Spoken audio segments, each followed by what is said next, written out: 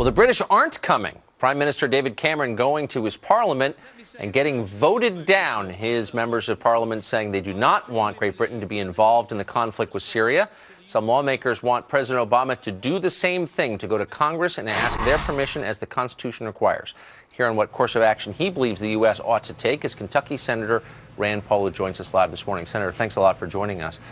Can you sum up what the point of this apparently imminent attack on Syria is? What's our objective here? Well, that's the real question. I think we have no strategic objective. I don't think it'll change the course of the war. And in fact, one of the things that troubles me is that we've already announced in advance, well, it's not going to be too much of an attack. It's not going to last too long, and we're not for regime change. I've had conversations with the administration, both publicly and privately, and this sounds like what their objective is. Their objective is stalemate. And I've told them, frankly, I'm not sending my son, your son, or anyone else's son to fight if your goal or your objective is stalemate. That's not what Americans are about.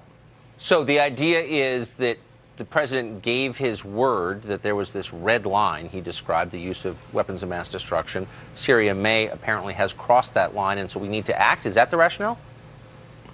It sounds to me like saving face, because he's made a promise, so he's going to follow through with his promise. That's why you ought to be very careful about drawing lines in the sand or red lines, because now he feels that he looks weak to both his colleagues in the United States as well as his international colleagues. But I don't think that's enough reason to go to war. The Constitution is very explicit on this. When you go to war, Congress must authorize this.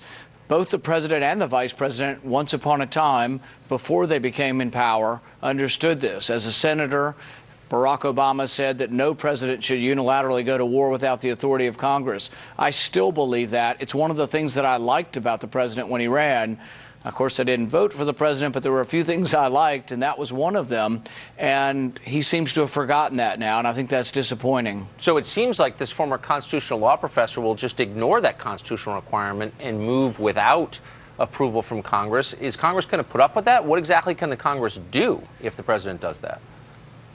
We shouldn't, and we could come back into session on our own, and we could send a rebuke and a restraining order to him. The British Parliament has, and they seem to be obeying their separation of powers.